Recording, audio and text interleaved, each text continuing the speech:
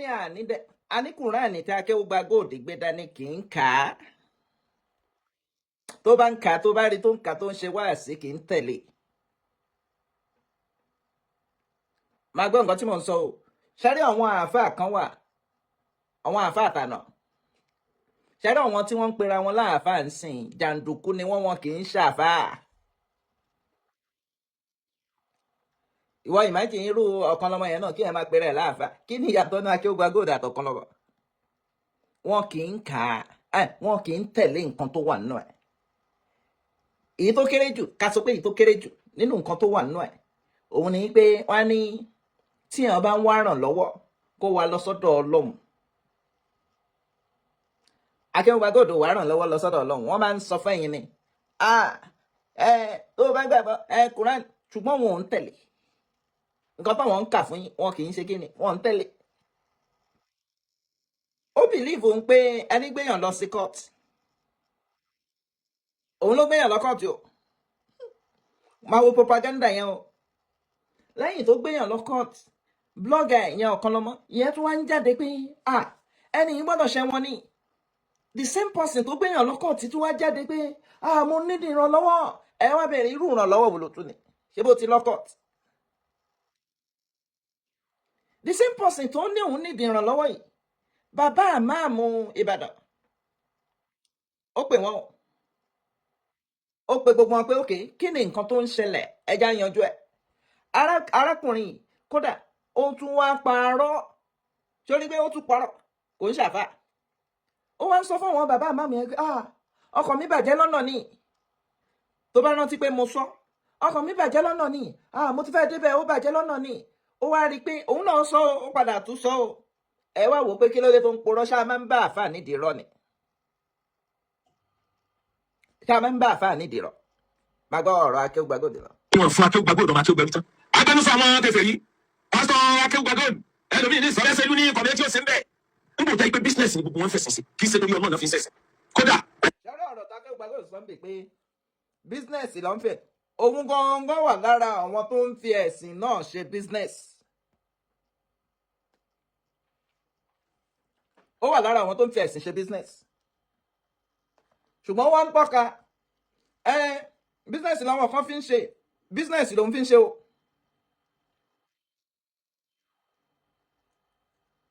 Má gbọ́ lọ.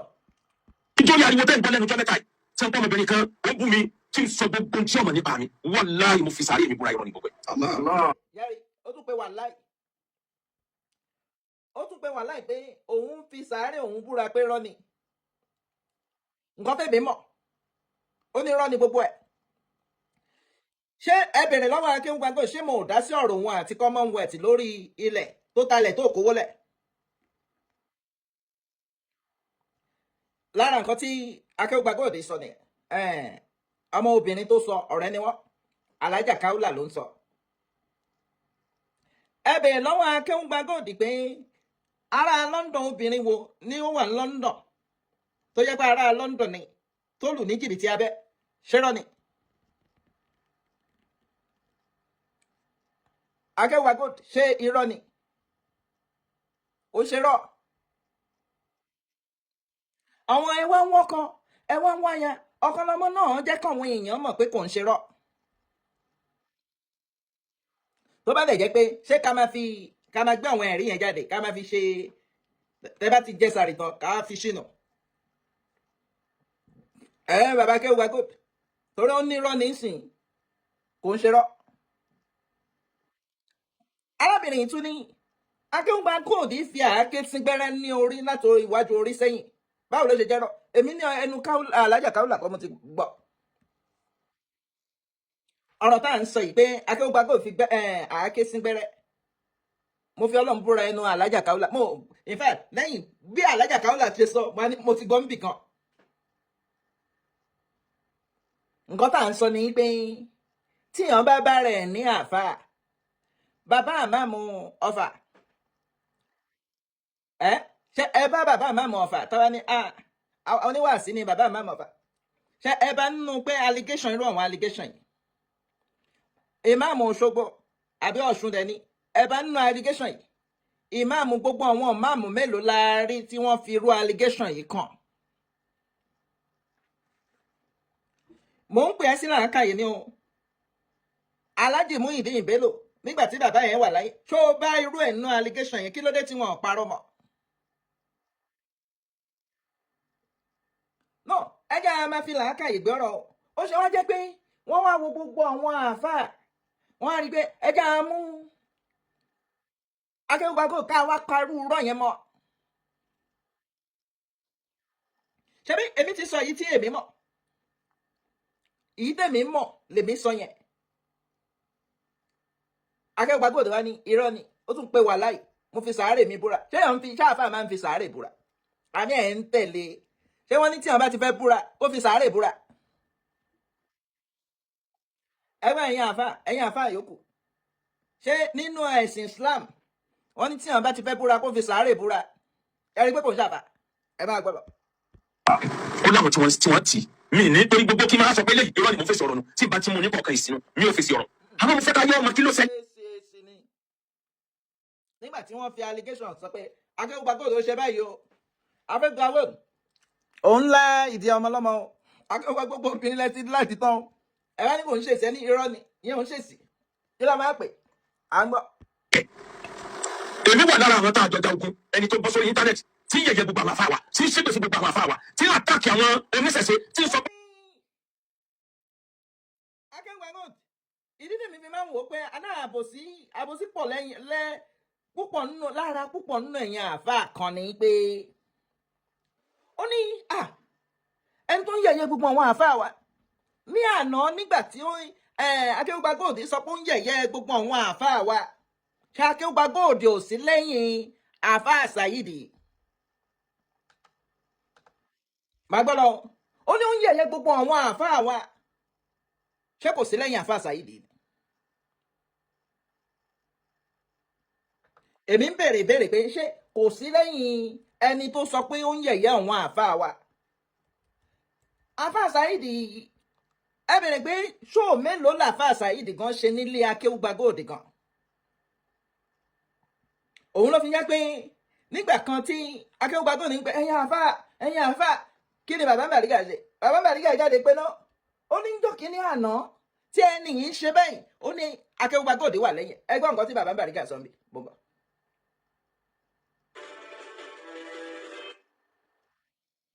ìdí ni wọ́n sọ bẹ́ẹ̀ ti káwọn ní ṣe ẹ tọrọ àforíjì lọ́wọ́ wọn náà. apology yẹn kì í ṣe ti Ìlọrin ìbílẹ̀ ìṣètò wa ẹjọ́ tí afáwọn Akewugba-Gold tó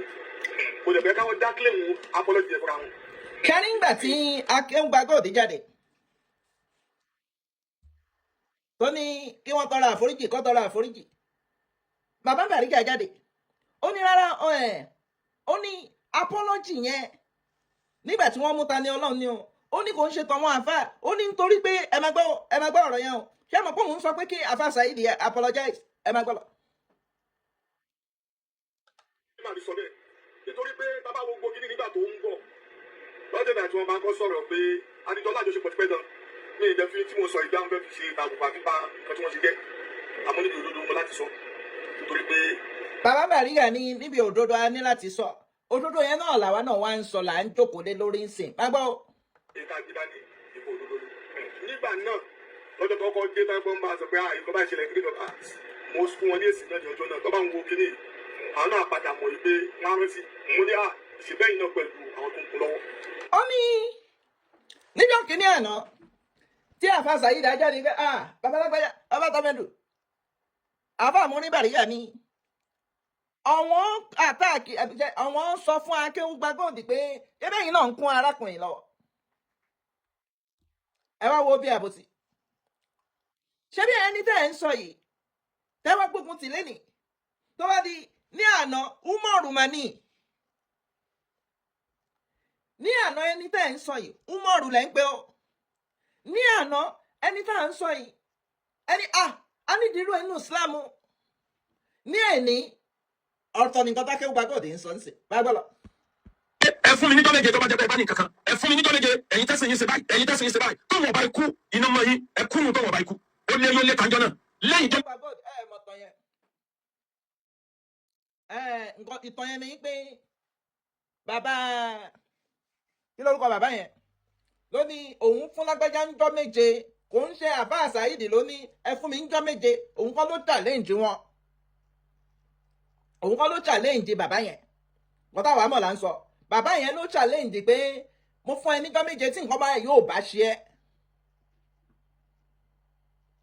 ṣàgbẹ́ Akewugba-Gold á máa yí ọ̀rọ̀ á máa yí láti sùúta rẹ̀ ẹ bá gbọ́ lọ. ó sọ̀rọ̀ sáwọn oníṣẹ̀ṣe padà tún jáde wọ́n bẹ̀rẹ̀ sí àtàkì ọlọ́run àlá ẹnì kejì òun ló gẹ́gẹ́ bíbẹ́. ẹni sùúrù bàbá àràbà ni ó ní torí pé ọ̀rọ̀ tẹ́nì yìí sọ ọ̀rọ̀ tí àáfàá Saheed sọ ó ní òun ló jẹ́ kí àwọn oníṣẹ̀ṣe jáde láti àtàkì àlá ìjà oníṣẹ̀ṣe àti mùsùlùmí kò ń ṣèdè ní kò ń ṣèjà nǹkan tí àáfàá Saheed sọ àǹtí abáwọn history muslim oníṣẹ̀ṣe àáfàá elégún kò ń ṣe nǹkan tó ṣe ń ṣẹlẹ̀ ń sìn tẹ́bá wo nígbà àfáì ní Mushin kí ló ń pè apálára ní Mushin ṣé apálára ni ìjọ oníṣẹ̀ṣe àtàwọn àfáà ni àkódó ní Ẹ̀pẹ́ ìjọ oníṣẹ̀ṣe àtàwọn àfáà ni kò ń ṣe ọ̀rọ̀ tí Saheed Shittu sọ ló wá wò pé so ìjọ oníṣẹ̀ṣe àtàwọn àfáà bíi kélégún máa bọ̀ káwọn àfáà ní mò ní bọ́ bàtà ó ti ń ṣẹlẹ̀ tipẹ́ kò ń ṣe nǹkan tí Saheed Shittu ṣẹ̀ wá sọ lórí mídíà ẹ máa gbọ́ Akewugba-Gold lọ. báìbù lòun máa ń ṣe comparative àkìlọ̀ ẹ lọ rántí láti 2020 tí mo ti pariwo pé tí àwọn kírísítẹ̀nì bá lọ dé yé. ó tún wá mú ẹlòmíì tóun wá mú yẹn òun ni wọ́n ń pè ní akadi ó ní báìbù nìyẹn máa ń ṣètò comparative ó máa ń bú àwọn christian máa wo manipulation o mo fẹ́ kó o máa wo manipulation yẹn o then arákùnrin kan wà Jamiu Adégún wà òun àti àwọn Akewugba-Gold wọ́n jọ ń ṣe náà ni comparative báìbù nìyẹn náà ń lò ṣùgbọ́n nítorí pé irú akẹ́dìpù yẹn kò sí ní side Akewugba-Gold òun náà kí ẹ èyí tó wà ní ọ̀dọ̀ tiwọn òun ò náà kí ẹ báìbù nìyẹn náà lò máa gbọ́ ọ̀rọ̀ Akewugba-Gold lọ. gbogbo tí wọn lè nípa Islam ni wọn mọ sọ yóò sì máa jọ bí òdodo ara rẹ̀ ní ànábì ti pátákó ànábì ò dẹ̀ jí kankan ara rẹ̀ lè dá tírìtì lánàá tí wọ́n sọ pé eré sìgìdì níjà láà. àbá Akewugba-Gold mo tẹ̀ tó pè yín láàfà kò yẹ kí n pè yín láàfà torí a kì í bá àfà nídìí irọ́ a kì í bá àfà nídìí àbòsí ṣárí oníṣẹ̀ṣe kọ́ ló kọ́ máa bú Allah àbí kó bú Muhammad àbí kó bú ìdí tẹ̀yìn fi jẹ́ àfà nìyẹn ẹ̀yin pẹ̀lú ayé láàfà oníṣẹ̀ṣe ní ọlọ́run báyìí wà Ṣàngó ọlọ́run Ọya gbogbo ẹ̀ purpose tẹ̀yìn fi jẹ́ àfà ní pé ẹ̀yin á máa sọ fún wọn torí nínú Islamic history òun ní pé wọ́n ní Ànábì máa ń sọ fún wọn ní bó tẹ̀ jẹ́ pé oníṣẹ̀ṣe náà á máa sọ pé nǹkan báyìí làwọn gbàgbọ́ nínú ẹ̀ ẹ̀yin á máa sọ fún wọn pé rárá ọ̀nà kan nìyẹn ọ̀nà rẹ̀ nǹkan tí wọ́n ń pè ní àáfà lára nǹkan tó ń pè láàfà nìyẹn. tá bá dé ìlú mi àwọn èèyàn wọ́n á máa bú Allah wọ́n á máa bú Muhammad ṣùgbọ́n ìdí tí wọ́n fi gbé ẹ̀yin dìde ní pé kẹ́ ẹ máa sọ fún wọn pé kò rí bẹ́ẹ̀ ṣùgbọ́n nítorí pé wọ́n bú Allah yẹn wọ́n ní Ṣàngó kan ní Allah nǹkan tẹ̀yìn fi jáfà ní gbẹ rárá Allah òun ṣe Ṣàngó Allah òun ṣe ère kan a ní Mẹ́kà tẹ́ ẹ lọ yẹn òṣà ni ó wà nù Káàbà yẹn ìdí tẹ̀yìn fi jáfà nígbà ẹ máa ṣàlàyé ìdí tó fi òun ṣe pé ẹ wọ́n máa ní ẹ wọ́n máa ṣe wá sí pé kọ́ lè láìkí oníṣẹ̀ṣe Akewugba-Gold kakùnrin tó wà lọ́wọ́ ẹ̀ oníṣẹ̀ṣe wọn ò ní ṣe kíni wọn ò ní láìkì yín alára ìdí tí wọn ò fi ní láìkì yín ni pé nǹkan tó wọn ń pèpè sí ó tako nǹkan tẹ̀yìn ń pèpè sí oníṣẹ̀ṣe ẹ̀yà ní ọlọ́run ọba ẹni ẹ má ṣẹbọ oníṣẹ̀ṣe á dẹ̀ wò pé àìrọ̀ ẹbọ làwọn ó ṣe o.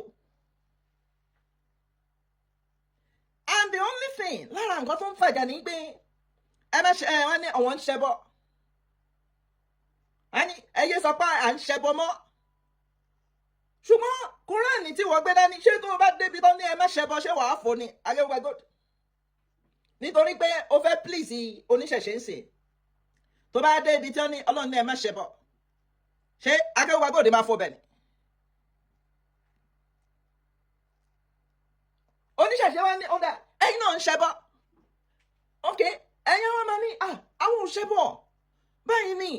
nǹkan tí wọ́n dáàfà fi wà nìyẹn nítorí pé ẹ̀yin ò mọ ẹ́sẹ̀nsì nǹkan tó ń pè dáàfà. Ẹ máa gbọ́ lọ. ilẹ̀ fà á àwọn méjèèjì yìí ńlá ní kéèsì pẹ̀lú ní different court èmi àti Emma pẹ̀lú ìyàwó àti bẹ̀ní Germany tí ìfẹ́ dárúkọ wọn torí jì pẹ̀lú bàbá Bariga àtàwọn míì tí gbogbo wa kóra wa. Ok, lórí ọ̀rọ̀ Ajakawula bàbá Bariga ní àwọn ò mọ̀ ń pa ẹ̀. Èmi bá bàbá Bariga sọ̀rọ̀ ọ̀nà òun ò mọ̀ ń pa ẹ̀. Àwọn àwọn pé kí ni kéèsì tẹ́ ẹ ní court kí ni ìdí tẹ́ ẹ fi ń fa kéèsì. Nígbà tẹ́ ẹ gbéra yín lọ sí court ń sìn Muslim méjì ló gbéra wọn lọ court o. Ẹ̀yin tẹ́ ẹ ń ṣe Muslim ìbéèrè tẹ́ ẹ máa béèrè ní pé kí ni nǹkan tí wọ́n ń fà gan-an. Kí ni nǹkan tí wọ́n ń fà? Ẹni pé ìbéèrè yẹn ó wà very important. Ó mì pé àwọn tí ẹni tí ẹni agbé wọn lọ́kọ̀ tí ó mì pé tẹ́ ẹ bá rí ọ̀nà láti para yín ẹ para yín. Akewugba-Gold kí lẹ̀ ń fà? Èmi ń bèrè ni ẹ bèrè lọ́wọ́ Akewugba-Gold pé kí ni nǹkan tó ń fà tẹ́ fi ń lọ́kọ̀ tẹ́ fi ń waste owó. Akewugba-Gold nínú nǹkan tí mo rí ni pé wọ́n wò pé ẹ̀yin lẹ́bọ̀ kò bá má rí bẹ́ẹ̀ àwọn wèrè yìí ni àwọn wèrè tó ń jẹ́ kẹ́ ẹ bú àláàrẹ̀. Nínú tábà wo ìtàn Èkó ó dàbí ìgbà tí wọ́n pa Apálára àwọn eléégún ni wọ́n pa Apálára wọ́n gé wẹ́lẹ́wẹ́lẹ́ ni wẹ́lẹ́wẹ́lẹ́. Wàá wò pé kí wọ́n tó lè ṣe irú nǹkan bẹ́ẹ̀ yẹn fún ẹni yẹn ó mì pé nǹkan tó ń sọ tó bá ti rí ẹni tí wọ́n àtàkì púpọ̀ nígbà tó bá wò dáadáa ó mì pé nǹkan tó ń sọ òdodo ni. Òun ló fi yẹ pé alóbìtẹ́ ẹ̀ náà ń tẹ̀lé gan nígbà tó wà Mẹ́kà tóun wá ní níbi tí òòṣà Mẹ́kà pọ̀ dé òun á jáde òun á ní Ọlọ́run ẹyọ kan ni. Ṣé mọ̀ pé òun náà wọ́n gbógun tì wọ́n ṣe kí ni wọ́n padà ṣe fún òun kọ́ padà sá kúrò láti Mẹ́kà ó sá lọ Mẹ̀dínà ni. Ó sá láti Mẹ́kà lọ sí Mẹ̀dínà ni nítorí pé ìwọ́n tó bá ní báyìí la ṣe ń ṣe é wọ́n wá dé lọ́sàn-án kan orúkọ ó wá ní rárá bẹ́ẹ̀ ṣe ń ṣe yẹn kò yẹ kẹ́ ẹ ṣe bẹ́ẹ̀ wọ́n á gbógun tì ẹ́. So Akewugba-Gold wá ń try pé ok ẹ̀yà èmi ṣe mọ̀ pé mo wá mọ̀ bọ̀ nǹkan tí mo mọ̀ ní pé tani Ọlọ́run ni àwọn máa ń pàdé ní ibi táwọn ti pàdé ní last time ilé Ilékulẹ́jà ni ilé Ilékulẹ́jà àbá ẹ máa gbọ́rọ̀ lọ. Àwọn kan ni wọ́n sacrifice àmọ́ nǹkan mìíràn lálá lórí project yẹn pé bá a ṣe máa ń gbàwẹ̀ tẹ́lẹ̀ kọ́ nìyí níbi ọdún 7 mẹ́rin sẹ́yìn ẹgbàgbé ni pé èpè la fi máa ń gbàwẹ̀ nínú Ramadan tí wọ́n máa gbé ìwé obìnrin jáde ẹgbàgbé ni àwọn èèyàn yóò rí pé. Akewugba-Gold aṣọ dùn ni blasphemy ni blackmailing ni gbogbo black ni kò ní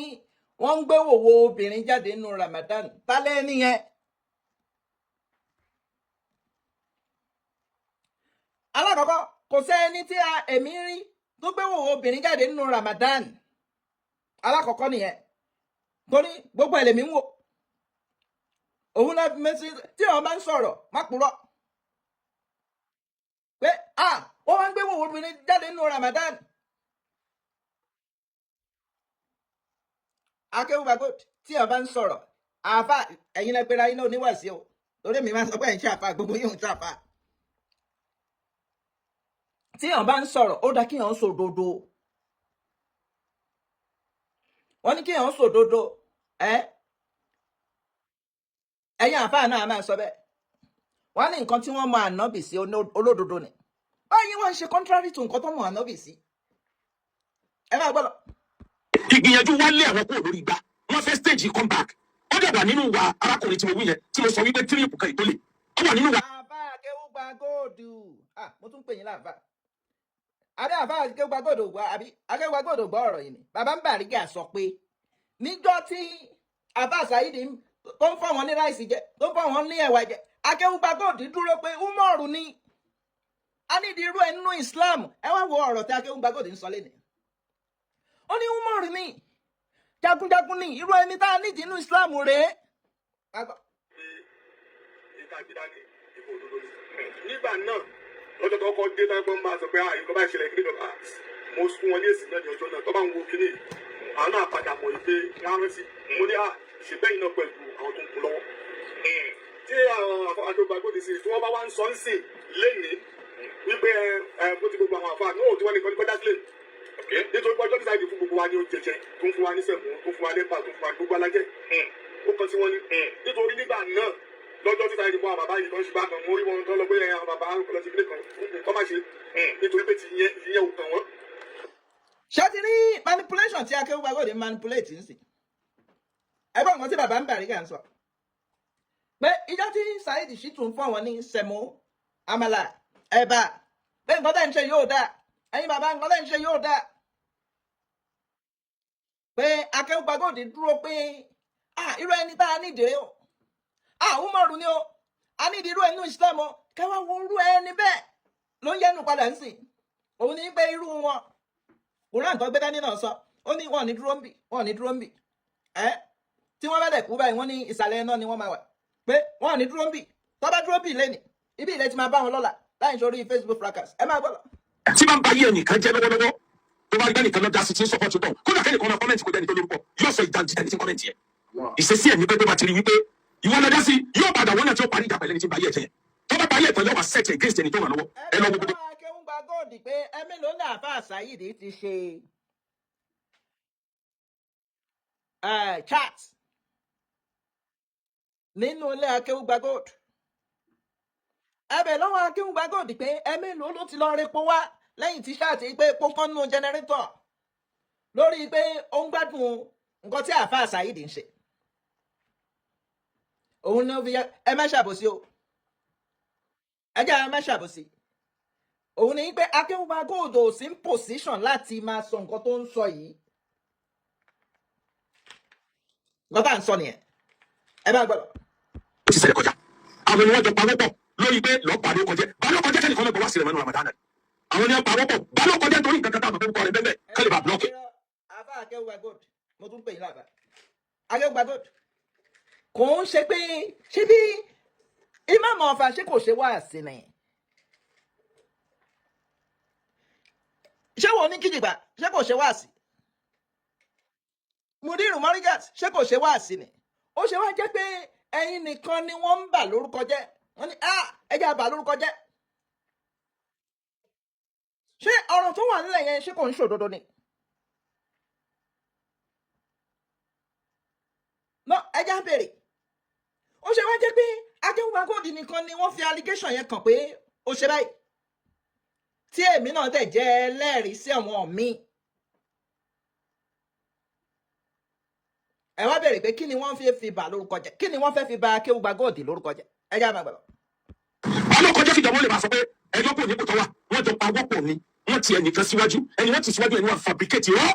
ní àwọn ọ̀rọ̀ tí ọmọ búra tẹ́yọ̀ ọmọ àgbègbè sí Islam lè yọ̀ náà ọmọdé náà ń bọ̀ tó yẹ kójú ti àwa. tó ń fi ṣẹ́dá sí wàá rò pé ọ̀rọ̀ tó ń sọ bó ṣe rí nìyẹn nǹkan tá à ń sọ ni pé ìwọ àáfàá tí ò bá fẹ́ jẹ́ oyè tó bá fẹ́ kí wọ́n sọ anything ìdọ̀tí ń pa ẹ̀ má rìn níbi ìdọ̀tí kò jù bẹ́ẹ̀ lọ má rìn níbi ìdọ̀tí nígbà tẹ́ ẹ bá rìn níbi ìdọ̀tí ẹ wá jáde ní wọ́n ń bà yín lórúkọ jẹ́ no ẹ̀yin má tì nígbà tí obìnrin olóbìnrin ẹ mọ̀ pé obìnrin kan ni ẹ ń wó gbogbo wọn lọ ẹ wá jáde àwọn ń bà mí lórúkọ jẹ́ ni nítorí mo fẹ́ ṣe wáàsí Ramadan ni nígbà tí wọ́n mọ̀ pé o fẹ́ ṣe wáàsí o fẹ́ já àfọ́ òní wáàsí kí ló dé tó ń rìn bí ìdọ̀tí ẹ máa gbọ́dọ̀. tùmí kí sọ́tò yẹ ká bá wa níbi à ń bẹ̀ bú sọ́tò yẹ ká bá wa níbi bá ń yẹ ẹ̀yẹ́ sìn mo ti wọlé kàkà ìbọn yàgbà mọ̀ bẹ́ secondary school èmi àtàwọn ìyàwó mi bí ológbò làwọn ti mọ́ra wá kiri Ọlọ́run ṣàánú mi kan Ọlọ́run mi ò fi ní sílẹ̀ nígbà kan nítorí náà. ẹ jẹ́ ìbéèrè kankan nígbà tí Akewugba-Gold bá sọ pé oníṣẹ̀ṣe ẹ wá ràn mí lọ́wọ́ ṣé mọ̀ pé oníṣẹ̀ṣe ṣé mọ̀ pé ìyàwó Akewugba-Gold kan Haúsá ni Fúlàní ni ṣé mọ̀ pé Fúlàní ni ó dẹ̀ mú oníṣẹ̀ṣe wá ràn òun lọ́wọ́ ẹ jẹ́ àwọn máa gbọ́ lọ. ẹ̀yin tẹ́ gbàgbọ́ yé tí mo gbé dání pé àlàáfíà ni mo gbé dání nítorí wà lábẹ́ ọ̀rọ̀ yẹn nìyẹn. ó ní Akewugba-Gold ní òun ò gbẹ́sìn Islam dání o ó ní àlàáfíà gbogbo àwọn àáfàá tí wọ́n bá tèmi mọ̀ wọ́n náà wọ́n gbé ẹ̀sìn dání right and wọ́n ní àfáà oníwàásí wọ́n gbé ẹ̀sìn dání tí wọ́n bá dé ọ̀dọ̀ àwọn oníṣẹ̀ṣe tó bá wà láàárín wọn wọ́n á sọ pé iye tẹ́ ń ṣe yóò dáa ẹ ṣe máa sin Ọlọ́run oníyàrá rárá ogún yìí ni mo fẹ́ máa sìn wọ́n á ṣe wáàsí fún wọn ṣùgbọ́n àwọn àáfàá ìgbà àwọn ò ní ṣe wáàsí fún olóògùn pé kó má bògún mọ́ wọ́n á ní kó máa ṣe tiẹ̀ ni àwọn àáfàá àtànà àwọn máa ń sọ fún wọn pé ẹ má bọ Ọlọ́run ní kẹ́ẹ̀sìn wọ́n ní Ọya ni màá sìn o Ọya lèmi ń bọ Ọlọ́run ní kẹ́ẹ̀sìn kí ló dé tẹ̀ ń bọ ya àwọn àáfàá àná ló máa ń ṣerú yẹn ṣùgbọ́n àwọn àáfàá ènì ẹ ṣáà máa sìn káwa náà máa sìn tiwa ẹ máa gbọ́dọ̀. ìjọba kan bá fight corruption fight ìjọba yẹn padà mo fight àwọn tí wọ́n fẹ́ sọ ilẹ̀ Yorùbá jọba ara wa. ìwọ tó ní wọ́n fẹ́ sọ Yorùbá di ọ̀tá ara wa ó rẹ̀ gbé Fúlàní wá sílẹ̀ Yorùbá àbí ọ̀kan lọ́mọ́ ṣàgbé ìyàwó Fúlàní yẹn jáde Fúlàní kẹ̀dẹ̀rẹ̀ àwọn Yorùbá àwọn oníṣẹ̀ṣe wọn náà wọn lọ ń disturb wa kódà nígbà tí Olúwo fẹ́ Fúlàní wọ́n ní Olúwo ti gbé ọmọ àlè kódà wọ́n pe Olúwo ní ọmọ àlè ọmọ àgbẹ̀ Fúlàní wá sílẹ̀ Yorùbá. Fúlàní jàyẹjà èmi àti gbogbo àwọn táwọn jàjà yẹn kọ́ lọ́wọ́ sanwó lẹ́sà dáadáa kódà tó fi dórí bàbá mi mo jẹ́ olùmọ̀ọ́kàs àfihàn olówó ara gbogbo wájà dá agbára jọ ni láti fèsì fitna yìí wọ́n wá rí pé Akewugba-Gold tó ń sáàdì lókè akọ́kọ́ tí a kọ́sẹ̀ ní pé Ramadan ṣe ń bọ̀ gbogbo péjì sí wa ní ẹja gbà with intention pé nípa program sílẹ̀ tó bá dé kò ní ráyè fèsì ní wọ́n bẹ̀rẹ̀ sí yọ fíìmù lọ́tọ̀ lọ́sì èmi ọ̀wá ní èsì kan ẹni tó sọ̀rọ̀. gbogbo allegation tí wọ́n levy yìí òdodo ní inú àwẹ̀lẹ̀ wa èmi ò expect pé kẹ́ ẹ sọ pé òdodo ni o ṣé mọ̀ pé tí ẹ bá jáde tẹ́ bá ní òdodo ni ó dàbí Shehu Farouk ń sìn níjọ́ tí Shehu Farouk jáde pé ó dá nǹkan tí mo sọ yìí kò rí bẹ́ẹ̀ kọ́lọ̀ ń kó forí jì mí ẹ rí i pé àfáà yẹn máa wo àfáà yẹn pé àfáà làwọn eléyìí o kéèyàn sọ nǹkan kó má rí bẹ́ẹ̀ kó padà wá túnṣe so ṣáàrí àwọn àfáà nìyẹn ṣé ìwọ fẹ́ ní kí Akewugba-Gold jáde kó ní òun bóbìnrin olóbìnrin sùn ni o expect yẹ ìwọ fẹ́ kí Akewugba-Gold jáde kó ní òun lá ìdí obìnrin olóbìnrin so o expect yẹ kó jáde ṣé kò ṣe ó ṣe kò ń ṣe pé èmi ò parọ́ mọ́ kò sí nǹkan tí mo fẹ́ fi rú ẹ̀ kú ṣe tí bá parọ́ mọ́ mo fẹ́ rówó mbẹ̀ bọ̀ nǹkan tó ṣe ni à ń sọ òun ló fi yẹ ok Shehu Farouk yẹn ń sè for example ìwọ gba allegation tí wọ́n fi kan Shehu Farouk yẹn pé Shehu Farouk gbogbo obìnrin alẹ́ àmọ́ ní ló ti ṣe báyìí fún no kódà Jakmal afa Jakmal yìí ó gbọ́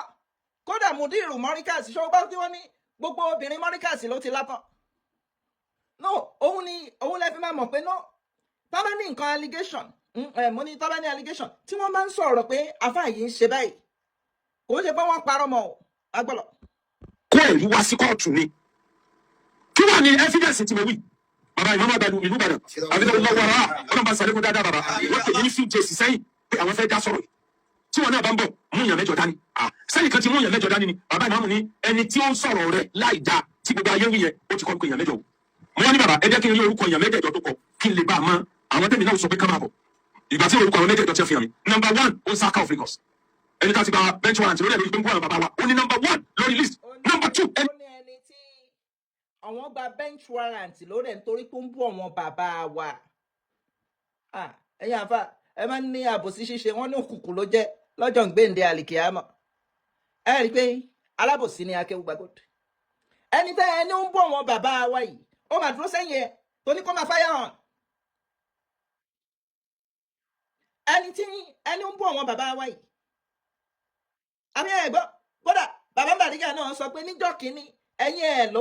ẹ̀yin Saheed Shittu ní Akewugba-Gold wa. Ó ní kó máa fire on. Ó ní irú èèyàn báyìí la nídìí nínú Islam. So lẹ́nìí sìn ó ń bá wọn bàbá. Ẹ máa gbọ́dọ̀. If our Christianity, ẹlẹ́sìn Christianity ṣẹ̀sìn, táwọn náà dá padà, òun ni number 2. Number 3. Ó ní ẹni tó ń fi ẹ̀sìn ẹlẹ́sìn máa wọ́n manipulation o.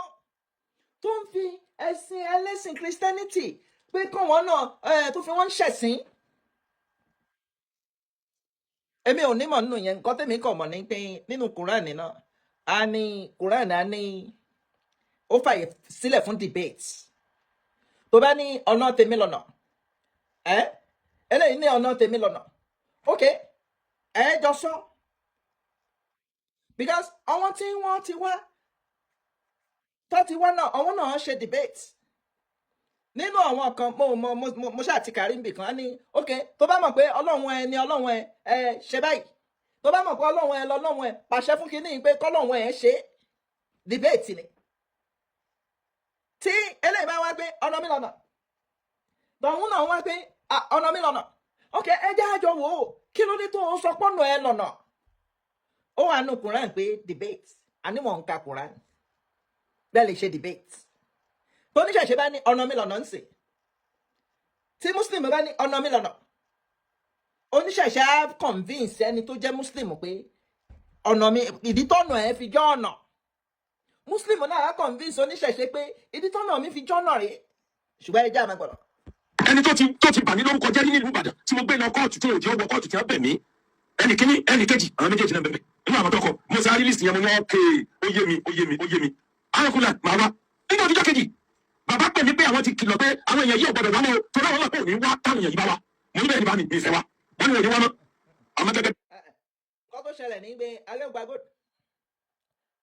èmi mo ní pè yín láǹfààní nítorí pé máa ń parọ́ à ń bá irọ́ lẹ́nu àáfà àwọn tí wọ́n lọ ṣe meeting wọ́n ń dúró àwọn àáfà wà ń bẹ̀ tí wọ́n ń dúró bí wọ́n ṣe ń pe Akewugba-Gold ó ní mọ́tò òun bàjẹ́ ṣáà ní pé ọ̀tọ̀ ní nǹkan tí Akewugba-Gold ń sọ ń ta Akewugba-Gold mọ̀ pé bàbá àmàmù Ìbàdàn ò ní jáde láti wá sọ pé kò rí bẹ́ẹ̀ ó ní mọ́tò mi bàjẹ́ wọ́n ṣàpé pé mọ́tò mi bàjẹ́ ọ̀ǹtìgbà tó wá di alẹ́ pátápátá ló wá lọ bá bàbá ìmáàmù tí gbogbo àwọn tí wọ́n fẹ́ jọ ṣe meeting tí wọ́n ti lọ. Meanwhile kó tó di ijọ́ yẹn ijọ́ tó fẹ́ ṣe meeting wọ́n ti pè wọ́n before ijọ́ yẹn ó kọ́kọ́ ó play game kan game yẹn ni pé ó sáré ó send lawyer statement jáde pé kí Alhaja Kaula kó retract statement yẹn torí ó mọ̀ pé meeting tí wọ́n fẹ́ ṣe wọ́n fẹ́ bá wọn yanjú ẹ̀ ni òun ò dẹ̀ fẹ́ tẹ̀lé Quran pé tí nǹkan bá ṣẹlẹ̀ báyìí wọ́n máa yanjú ẹ̀ ṣe mọ̀ pé Quran sọ bẹ́ẹ̀ òun ò fẹ́ tẹ̀lé ẹ̀wọ̀n ni ẹ máa gbọ́ lọ. And the same person náà nǹkan tó yẹ mi ni pé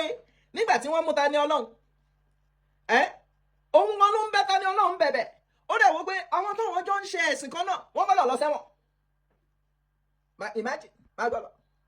Ẹni tó study òṣèlú tí mo dẹ̀ study psychology mo mọ̀ pé wọ́n padà yọjú mo wá ní sùúrù bí ẹ ṣe ń pè mí tó látago méjì mi ò yọjú ó wá di bí aago 6. ẹgbọ́n nǹkan tó ń wí sìn ó ní bí wọ́n ṣe ń pè òun láti aago 2 òun ò yọjú kó lè mọ̀ pé irọ́ ni ó ń pa wọ́n pè é aago 6 kan kò yọjú aago 6 tó ń sọ yẹn kò yọjú ó ní mọ́tò òun bàjẹ́ ó pa irọ́ àáfà onírọ́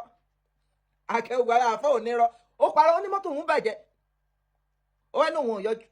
ṣé bàbá àmàmù Ìbàdàn máa pè á ní mo ní yọjú bàbá mo wá rárá ó ní láti parọ́ pé mọ́tò òun bàjẹ́ mọ́tò ò rẹ̀ bàjẹ́ tó bá lọ wo ṣóò tí mo ṣe ní bí èdè after ìjọ yẹn mo sọ ń bẹ̀ pé mọ́tò ò bàjẹ́ ṣó ń gbọ́n sí. páàkì síta bàbá ìmọ̀mù àwọn akẹ́kọ̀ọ́ kan lọ́ba mi wo ti ń ṣẹlẹ̀ bẹ́ẹ̀ àwọn fún mi níròyìn pé ẹni tí ń àtàkì àwọn kírísítẹ́nì ọwọ́ àkókò ọlọ́pàá ní mẹ́wàá tani okòwò tani ẹni tí ń àtàkì gbogbo àwọn bàbá wa tó gbéṣẹ́ fún ẹni tó ń bà mí lórúkọ jẹ́ yẹn òun náà kó sójà dání òun náà ń bẹ́ẹ̀ síbi ìlú wa lọ kó àwọn ọlọ́pàá ká sọ̀tà ìbàbá ìmáàmù ti ibùdó ogun ni àwọn tí ẹ ti bá dẹ́tí wọn àti táwọn akéré àmì mi ò ní sọ̀tà bàbá mi dojú ogun ọ bẹ́ẹ̀ káàkiri mọ́jọ tí síbẹ̀ ni mo fi kúrò ń bẹ̀. gbogbo òpùrọ́ Akewugba-Gold òpùrọ́ àfà òpùrọ́ ni Akewugba-Gold òpùrọ́ àwọn tí wọ́n mú wà pẹ̀lú Akewugba-Gold gan wọ́n mọ̀ pé irọ́ l'Akewugba-Gold ń pa ẹ má gbọ́ lọ. ìfẹ́ bá mi bí ọ̀rọ̀ yìí kan yẹn àlàáfíà alẹ́ Yorùbá kan ni wallahi mo fi ọlọ́mùra wọ́n fẹ́ padà síbi ẹ̀ ṣe ń sọ wá dọ̀tà ara wa ni ìlú wà lábẹ́ ọ̀rọ̀ yẹn kò sí kankan ní ìlànà ṣùgbọ́n wọ́n fẹ́ ba orúkọ tó dáa jẹ́ tọ́lọ́run fáwọn kí wọ́n lo opportunity yẹn fi stage come back kí wọ́n tó máa dá gbogbo ẹ̀rú bọ́sẹ̀ ìdàrú tẹ́lẹ̀ ìdí nìyẹn gbogbo ẹ̀yin mùsùlùmí tẹ́ gbàgbọ́ ní àlàáfíà nínú Akewugba-Gold ẹ dìde ẹ ràn mí. Akewugba-Gold gẹ́gẹ́ bí mo ṣe mọ̀ tí ẹ bá dẹ̀ wò ó àfáà Saheed gan nǹkan tí àwọn èèyàn mọ̀ àfáà Saheed sí tẹ́lẹ̀ màá wò pé àfáà Saheed gan ti change nígbà tí àfáà Saheed ṣe hot ó ti yàtọ̀ sígbà tìsín Akewugba-Gold ni wọ́n fẹ́ stage comeback ẹ̀yin Christian ẹ dìde Akewugba-Gold ya wèrè ju màálù lọ ẹ̀yin Christian ẹ̀yin oníṣẹ̀ṣẹ̀ ẹ dìde ẹ jẹ́ àjọ gbógun ti wọn Akewugba-Gold ní pé Christian kó dìde kó wá bóun gbógun ti Muslim ẹgbẹ́ òun ó ní oníṣẹ̀ṣẹ̀ ẹ dìde káwá gbógun ti Muslim ẹgbẹ́ òun ẹ rí pé alábòsí ni ẹ bá gbọ́dọ̀. ẹ fún mi ní support ẹ̀yin ọlọ́sìn traditionalist tẹ́ gbàgbọ́ yé pé mi ò ta kẹ̀sìn yín mi ìsìnkú yín dẹ̀sìn pọ̀ ẹ dìde ẹ ràn mí lọ. ní dìde àwọn oníṣẹ̀ṣẹ̀ ò ní dìde ó ti gbé Fúlàní wá sórí ilẹ̀ bàbá wa ó ti lọ fẹ́ ọmọ Fúlàní wá gbé wá sórí ilẹ̀ bàbá wa Fúlàní dẹ̀ ń pa wá ní dìde dìde àwọn oníṣẹ̀ṣẹ̀ ò dìde. ẹ̀yin tẹ́ jẹ́ Christians tẹ́ gbàgbọ́ yé pé àlàáfíà ni mo gbé dání ẹ dìde gbogbo yín ràn mí lọ́wọ́ lórí àwọn yẹn. ẹjọ́ máa yanjú ẹ̀ báwo la ṣe máa dìde dìde ẹjọ́ máa yanjú ẹ̀ Muslim to Muslim ni àbòsí ló wà ní ẹ̀ka ẹ̀ dìde tẹ́ sọ irọ́ dòdòdò ẹni tí ẹ gbéṣẹ́ fún ó ní nǹkan tó plan pẹ̀lú tó sọ yìí kó ń fi àké sí bẹ́rẹ́ ẹni tó gbéṣẹ́ fún ọ̀kan nínú strategy ẹ̀. irọ́ àbá Akewugba-Gold ọ̀rọ̀ káúlà kọ́ lèmi ń tẹ̀lé pé alájà káúlà ní ẹ̀ ń fi àké sí gbẹ́rẹ́ ẹnu mo fẹ́ Ọlọ́run búra ẹnu alájà kọ́ mo ti gbọ́ mo lè ti gbọ́ ń sìn kò ń ṣọdún kan kò ń ṣe méjì sí mẹ́ta nígbà tí alájà wa sọ mo wá gbàgbọ́ ẹ̀yin wọ́n yẹn ń fi àké sí gbẹ́rẹ́ ẹ jẹ́ àmọ́ bí tẹ́ ẹ wà ṣé oní ìṣẹ̀ṣẹ̀ lẹ̀ ń ṣe ni ẹ jẹ́ à understand ẹ má dàpọ̀ Akewugba-Gold mo understand pé ńgbà bíi wà ìyẹn máa ní relevance níbìkan ju bìkan lọ Àràbà ń sìn Àràbà ní relevance kan lọ́dọ̀ àwọn oníṣẹ̀ṣẹ̀ àmọ́ pé Àràbà olórí oníṣẹ̀ṣẹ̀ ni lára top ẹ̀yin wọ́n fẹ́ ẹ fẹ́ jẹ́ ń bì ẹ fẹ́ jẹ́ ń bì ṣé ìṣẹ̀ṣẹ̀ lẹ̀ ń ṣe ni àbí Muslim ẹ lè má ṣe ṣẹ̀ṣẹ̀ nulẹ̀ kẹ́ ẹ lè má jáde kẹ́ ẹ má ní mùsùlùmí ni mí wọ́n fẹ́ mi ń sọ fún yín nìyẹn o torí tẹ́ ẹ bá kú ẹ rí pé Ọlọ́run á mọ̀ pé mo sọ fún yín kẹ́ ẹ má ṣe ṣẹ̀ṣẹ̀ nulẹ̀ ẹ wá jáde fún àwọn èèyàn Ọlọ́run ní èmi Wàsíìrì no àgbọ̀. a lè ní pé tó bá fẹ́ báyé ẹnìkan jẹ́ yóò wá wẹ́ni táyé rẹ̀ ń bàjẹ́ lọ́wọ́lọ́wọ́ tó ń ṣépè fún yóò wá dírágì ènìyàn lọ́ba ọmọ tó pààyàn nílùú Ìlọrin yẹn fẹ́ dírágì orúkọ mi wọ̀ mọ́sọ̀ tí wọ́n sọ pé Ìbàdàn lórí wà kẹ́tọ́ padà lórí padà lùlọrin wọ́n fẹ́ káwọn èèyàn bìlíf pé mi náà ń ṣe wú ẹ̀ ńlọ fa wọ́n fi. àti rórí ńlọrin ẹ̀yin ará Ìlọrin ẹ ti rórí ńlọrin ni.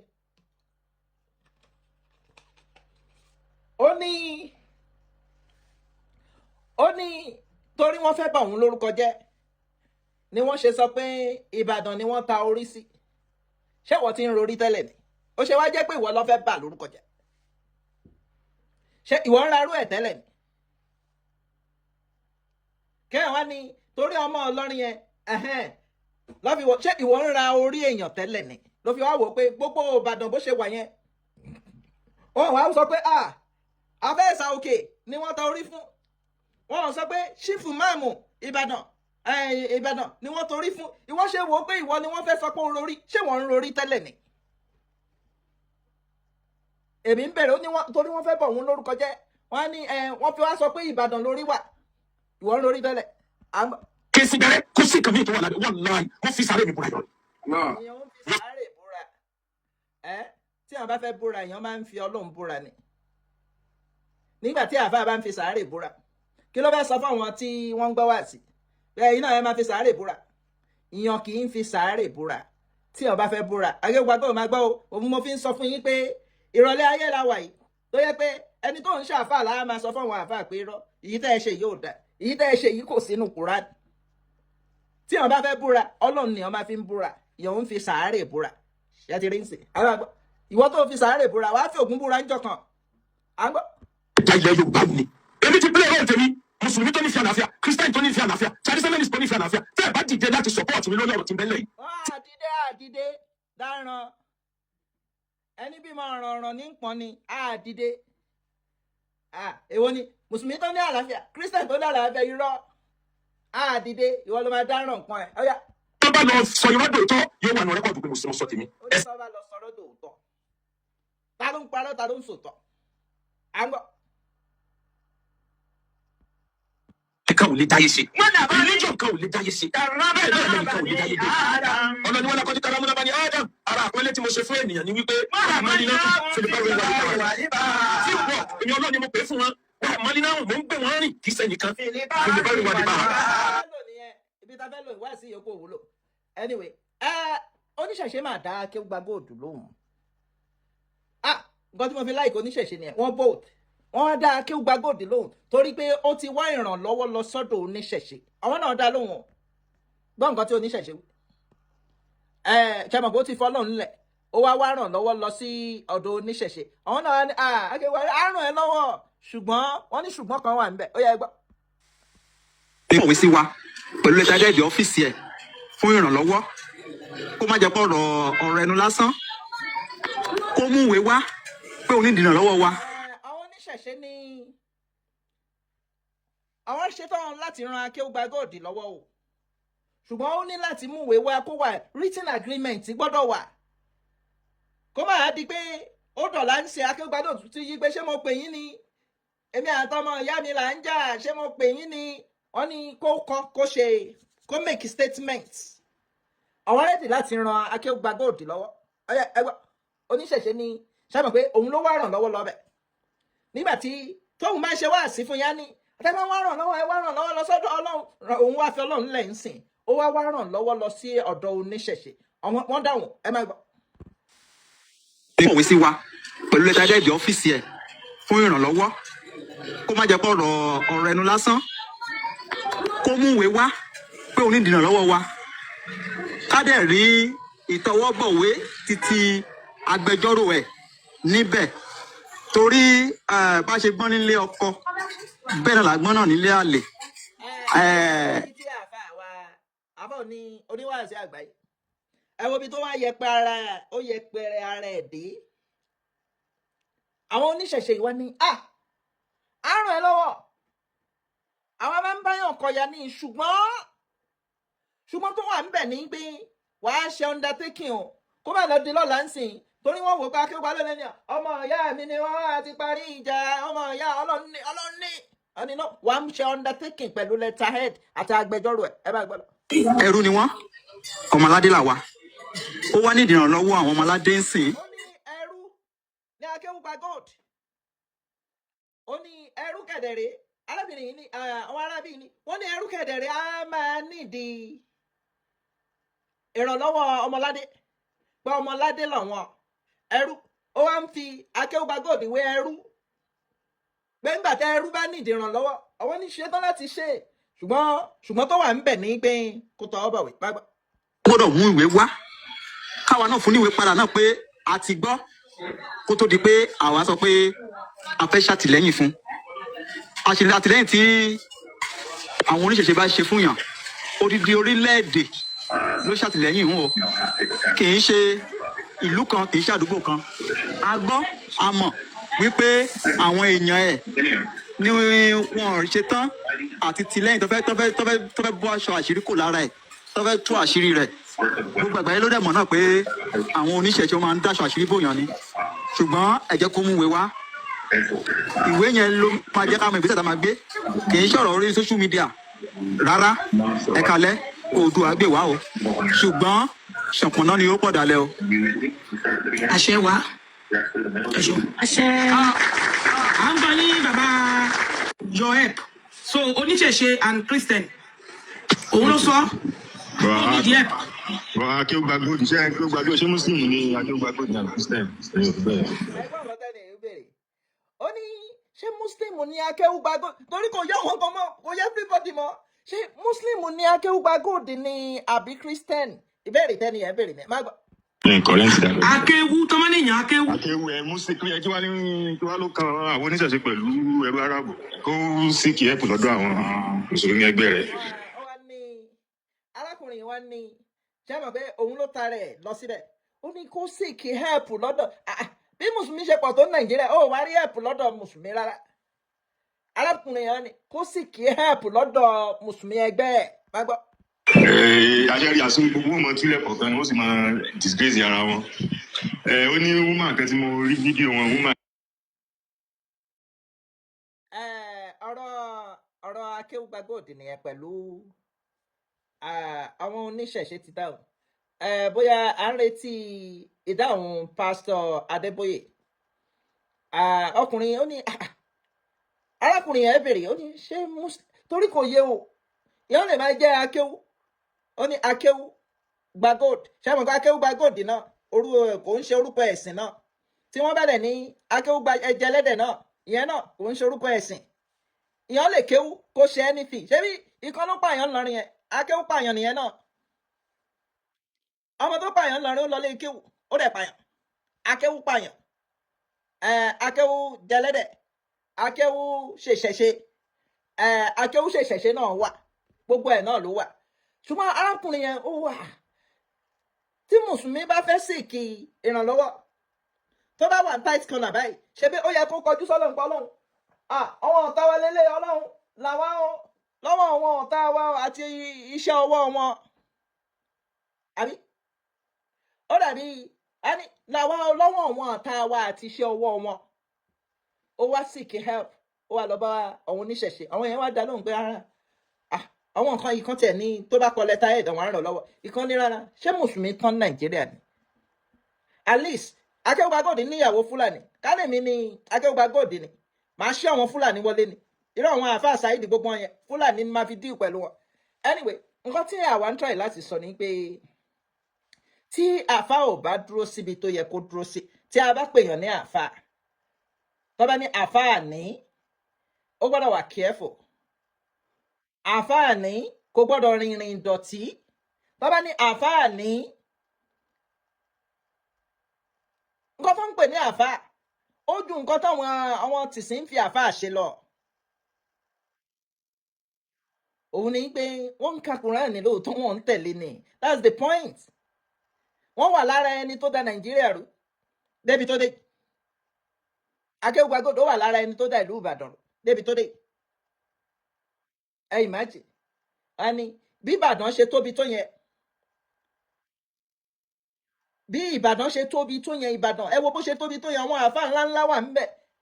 Akewugba-Gold wà wò pé iná mo ní sí òun ò ní wá ràn lọ́wọ́ lọ sọ́dọ̀ wọn àáfàá ó wá ràn lọ́wọ́ lọ sọ́dọ̀ wọn oníṣẹ̀ṣe àwọn yẹn wá yẹpẹrẹ torí ìdáhùn táwọn yẹn dáhùn náà ìdáhùn ẹni tí wọ́n yẹpẹrẹ ni anyway a dúró síbí ẹja dúró báyìí a tún máa mú wa lọ́lọ́kan òjọ̀kan kò jẹ́ bó ṣe jẹ́. Ẹ káàbọ̀ sí orí ètò Lédìkè Ìfẹ́ Olúwa show the baby of Yorùbá nation akúbójọjọ́ ṣe rí akúbó ṣe lọ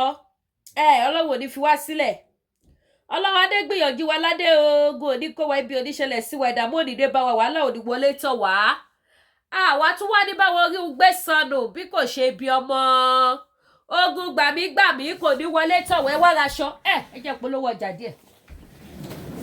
ẹ jẹ́ polówó ọjà díẹ̀ ẹ wá aṣọ ni mò ń tà